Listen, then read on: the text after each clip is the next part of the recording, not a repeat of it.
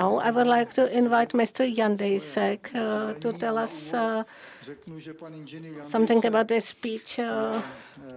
Mr. Jandejsek is well known not only among the agriculture community. Until this year, he was the president of the Agrarian Chamber of the Czech Republic. He is still member of the Board of Trustees of the Agriculture Chamber. He is also CEO of RABBIT company Trhový Štěpánov. He studied the Faculty of Economics at the University of Living Sciences. He also studied pedagogic, and he is PhD in economic sciences. He worked in the state farms. And the RABBIT Trhový Štěpánov company is an important producer of agriculture commodities. The company owns 5 slaughterhouses where they slaughter poultry, pigs, rabbits, and so on. So now I would like to invite the important agriculture expert on the importance of livestock production in Czech agriculture for ensuring food safety.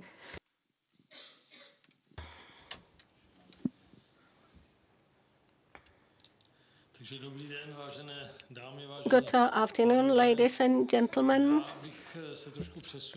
I would like to move a little bit from the world, from Europe to our forests and meadows, and I would like to tell you something about issues that are constantly discussed.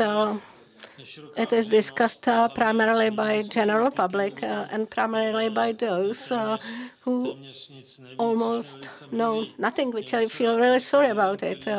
We should give floor to our experts that spend life in agriculture and food production.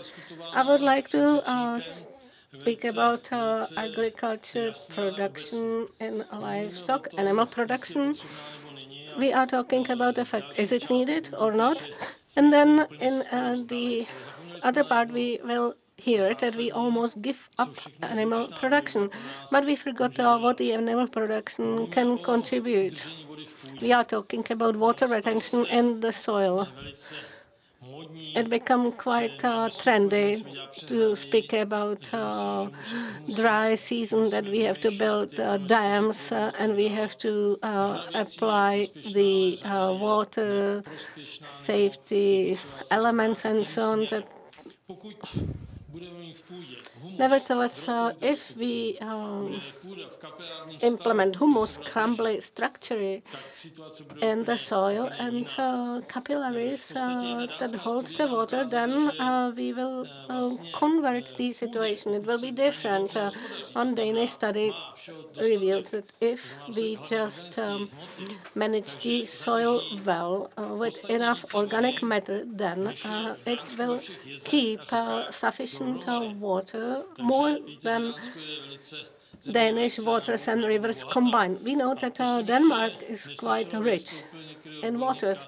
And then I have never heard that any specialist would talk about it. If a soil lacks organic matters, then of course in the light soil water is not kept in top soils too deep, and in heavy soils water does not seep and flows into watercourses. And I'm talking primarily about areas that is not managed. For instance, 20 to 30 years ago, grass was seeded and nothing else happened afterwards. So without animal production, if we have no way how to deliver organic matters to soil, then we have no air in the soil, and the air is needed for plants. If you drive around the fields, then we know that those who do not support, then the soil is missing the oil and it's not that rich. The plants are missing air. Then you are missing larvae, beetles, earthworms, microorganisms. Without life in the soil, in fact, the soil does not function well. The earthworms, beetles, and so on cannot live there. And one more substantial element are birds. And in fact, everything related to the food chain. Without life, then we should not wonder there are no birds. In fact, birds do not live there, not because they are poisoned by chemistry, which is also one of the popular theses, we heard about it, but birds are not living there because they don't have enough organic matter in the soil. So we should be quite clear and say that sufficient organic, not having sufficient organic matter in the soil means that the soil is not crumbly enough, and in fact phosphorus and calcium and Russell is bound to that. Another macro element. So without organic matter in the soil, we cannot improve the condition of the soil as such. Without a continuous supply of organic matter to the soil, we have to say that the fertility decreases, so the yields of plant commodities. That happens mainly with a long-term or insufficient supply of organic matter to soil. It, in fact, shows a number of facts. I feel really sorry that our politicians, in fact, declared that we are managing the soil too much and that's why we are decreasing its yield, which is a lie. And that means that those who promote those theses are illiterate in agriculture. It's different. Once you deliver to everything that our soil needs, that means balanced animal and plant production, then the yield is increasing. It's a nonsense what our politicians and sometimes Euro politicians are declaring, and we have to promote the truth. So I just wanted to show you a few figures, what we have done in order to improve the situation. In 1989, we had 1,247,000 of dairy cows. Today, we have only 362,000 of dairy cows. That means 29% only. Speaking about sows, in 1989, we had 312,000 pieces. Today, only 700,000 pieces. That means 28.1 pieces. Speaking about laying hens, we had 15,699,000 pieces. Today, we have only 5,260,000 pieces. There were a lot of discussions about cages and so on. But this is only 33.5%. This huge decline in animal production, livestock number, is unparalleled in the world. Perhaps only in Slovakia and maybe Romania and Bulgaria will follow. That means new countries.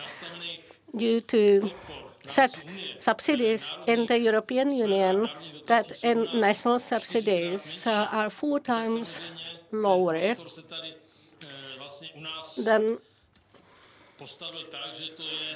the situation in the Czech Republic is said that it is in fact a country for foreign suppliers because Czech market had opened and it's ready to liquidate its agriculture economy. Most of the EU countries, not only that they did not reduce livestock numbers since 1990, but they have increased them. And today, with the help of several times higher national subsidies than in our country, they are systematically liquidating our market for agricultural commodities. Comparison of production of selected commodities in the Czech Republic. I just wanted to show you the data per 100 hectares of agricultural land, for instance, producing milk per 100 hectares of agricultural land in thousands of liters. Czech Republic 75, Germany 170, that means 2.3 times higher production per 100 hectares. Not because their yield is higher, no, they have a lower yield than Czech Republic. Speaking about Holland, they have 9.8 times higher production per 1,000 liters. I mean, thousands of liters per 100 hectares of agricultural land. So you see that we cannot talk about decreasing animal livestock.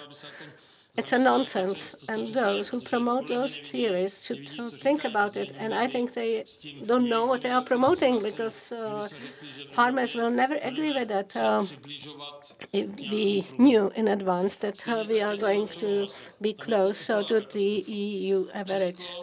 Speaking about the pork production, it's a catastrophe. Czech Republic produces 62 kilograms of pork per 100 hectares of agricultural land. Germany, 5.3 times more, that means 326 kilograms. Holland, 690 kilograms, that means 11 times higher per 100 hectares of agricultural land. So in fact, we have withdrawn from the markets. We were pushed to the corner. It is demonstrated on those slides. Speaking about beef, it's similar. Czech Republic, 21 kilograms per 100 hectares. Germany, 71. That means 3.4 times more.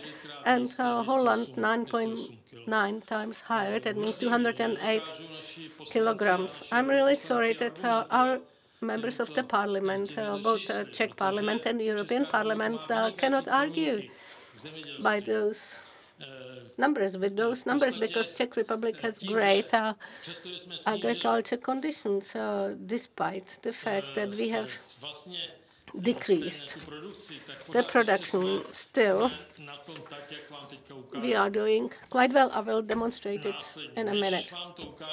But before I'll show it to you, we need to benchmark and talk about the fact how it would be if we improve it.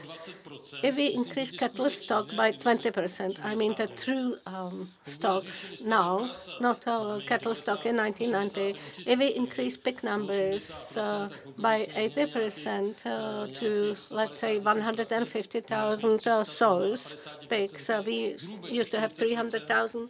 If we increase poultry stocks by 40%, then we would produce per year 18 million tons of manure per year. That means organic matter that should be delivered to the soil. In 20 years, when the animal numbers are approximately at the current level, we have depleted our agricultural land by 360 million tons of manure, which is the organic matter that needed to be delivered. And I do not talk about other thousands of tons of burnt organic matter, for instance, from straw granules that is burnt in the power plants. And we, for instance, export it outside of the Czech Republic, for instance, to Linz. So if we are able to compensate those deficits, then we will increase the fertility of soil. We will be able to maintain air in the soil, and we will bring back life to soil. And we can talk about our increased fertility of soil. Compared to full self-sufficiency in basic fruits, just to compare, let's benchmark 1990 with the current situation in self-sufficiency.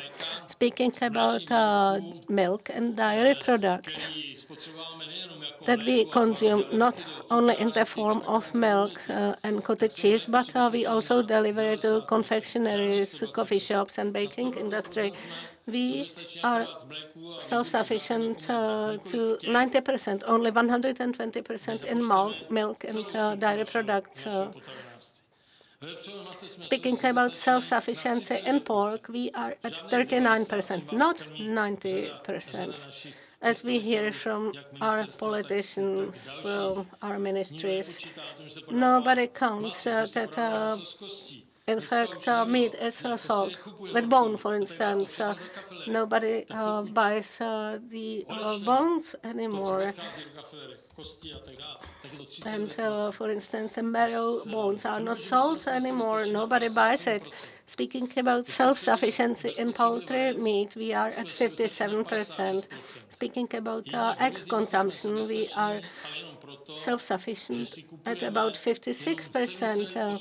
We are self-sufficient in beef, but only due to the fact that we buy on average 7.8 kilograms per inhabitant per year, while in 1990s we have consumed on average 23.5 kilograms of beef per inhabitant annually. So, what was brought by this development in all of our commodities? We are self-sufficient in vegetable at about 27%, fruit 30%, potatoes 40%, not 80%.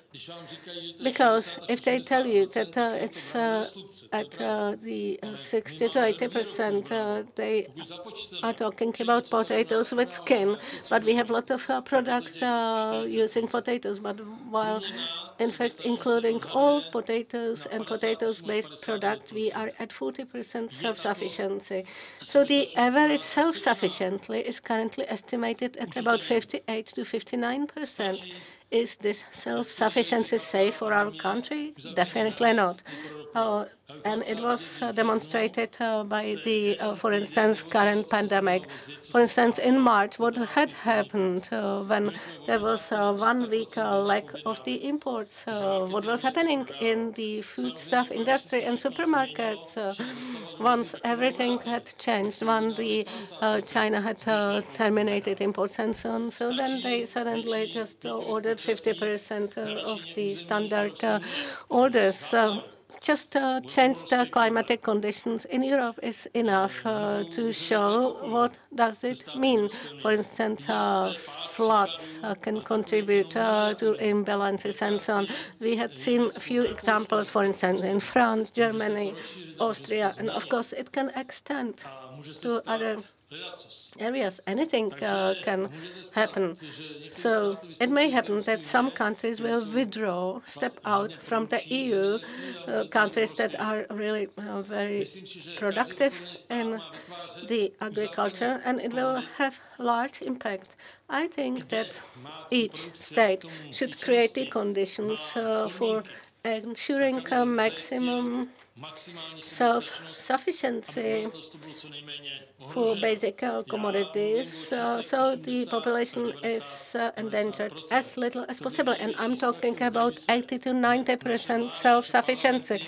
Those should be the figures our government should strive for. I think that we, as a Czech Republic, we have great conditions for agriculture activities and for animal production.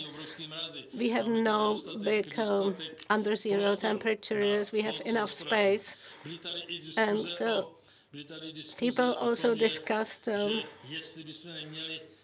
about the fact whether we should decrease the size of the arable agricultural land. We should benchmark with our situation with the other countries. In the Czech Republic, we have 31.1% of the arable land. To the entire size of the land, we have so many forests and bosks, groves, unparalleled to other countries. We should argue with those figures, and we should definitely not follow the proposals of EU, because every EU state have different conditions. We are different within EU. It was already stated. So for commodities where we have above average results, we should be exporters. For instance, speaking about milk, we are the 4th best in Europe in milk and 6th best globally. We know how to produce milk, and we should be thinking about countries where we should export milk. Every country should develop what it is best in. And we know how to produce milk, so we should promote it. We should think about future, about our children, about our grandchildren, and not listen to those who promote nonsenses. And it's a decent description of the situation. Thank you very much for your attention. We wish to thank Mr. Jandejsek for his presentation. And now let us have questions that we have received now. And now a question to Mr. Jandejsek, whom I apologize at the same time for a delay. First, a question, quite speculative. How long, so what will be the time for us to achieve self-sufficiency if there is full interruption of imports? I mean, in those commodities which we do not produce ourselves. We know that in Russia, the sanctions have led to the achievement of sufficiency in about 2 years. So, good afternoon once again. So, I think that we shouldn't base it on like the concept of stopping the imports. That would be a big error, because the population would start revolting, and it would be a big problem. We should have been thinking about that before something like that could happen. If we set the conditions for us to increase production, mainly in the case of monogastrics, that is pork, poultry, and eggs. And at the same time, if we invest purposefully in irrigation for fruits and vegetables, I think there wouldn't be absolute sufficiency, but like commensurate, 80 to 90%, we could achieve that within 5 to 7 years. But the whole agricultural policymakers will have to think about that and set motivational conditions for receiving some supports and subsidies. In that case, that we would have a chance, but if the conditions are not created, it will be difficult for us to make that achievement. But like you say, if imports are stopped, like you say, that would be within 5 years. That would happen in 5 years for sure. Next question.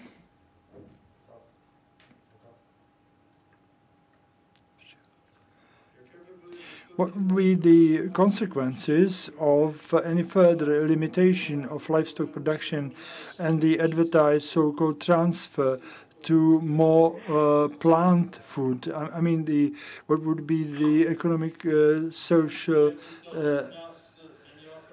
consequences? I think that what this would change in this country would be we would produce less and less, and we would actually make our country available for the importers, because our people will not change dramatically their buying habits. They may be able to do that partially, but not dramatically. So what would happen is that would we actually release the market to other countries that are sufficient, like in meat, in Spain, 374%, and Poland 120% of poultry, and we would actually open the market for them and actually enable them to export here. So it will be difficult to forcibly change the habits, maybe percentage-wise in some units, or in some small percents, I would believe that. How do you propose to increase the cattle stock, and do you support the farm-to-fork objectives to shorten the supplier chains at local levels? Let's start from the end of your question. Yes, I support this. And if you read the Act on Food, the amendment of that Act on Food, where if there is, if it happens that we actually give priority in selling to our shops, that is from short chains, that is mostly from the Czech Republic chains. So if I take it, let's say, measure it from the center of Prague, that would be 100 or 150 kilometers from two. That would be a very pleasant distance, and that would be enormous support. But I do not know what the position of our parliament members will be. They should think about what they will vote about. That was the second part of your question. But the first one, what was that? What is your opinion about diversification? Yeah, there was talk about how to move with the livestock production. It's very easy. It's very simple. If we are to set the conditions in our strategic plan, it would be simple to do. It would be to achieve certain production. That, of course, those people will receive some subsidies or some benefits. If not, they will not receive, and it start very quickly. And so people start investing. And if there is support for those pillars, I think there should be. I think that mainly for poultry and pork, things should move forward very fast, but we have to look for the places where to build, where to modernize, where this is no obstacle for the population. So we should use old brownfields, and actually those old operations were abandoned, and we should renew them, renovate them, or actually on the make quite new buildings and start new livestock production.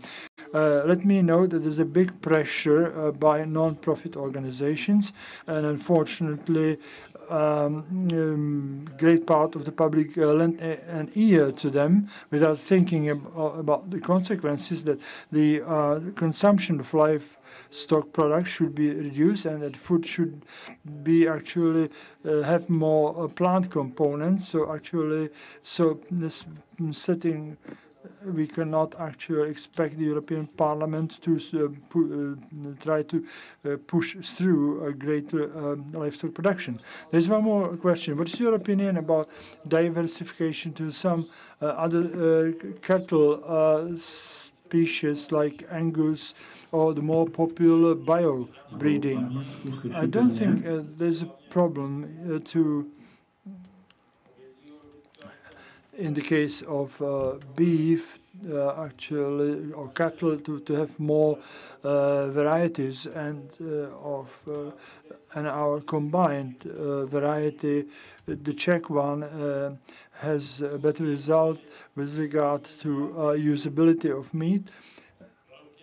So there's no big problem that we would not be able to produce good quality meat for our domestic market, but I'm never against the diversification concerning beef.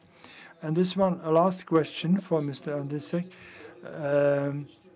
Are there any benefits, and which benefits in improvement the comfort of animals, and where is this beneficial or where not, to increase the comfort of animals? Yeah, you will find, certainly you will find things where conditions are set, like of welfare contribution, but there are many things that are not substantial and excessive.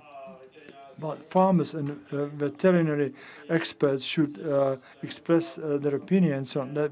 They should evaluate what could be a benefit or what would be just administrative steps so that something can be put through that was actually delivered from the table.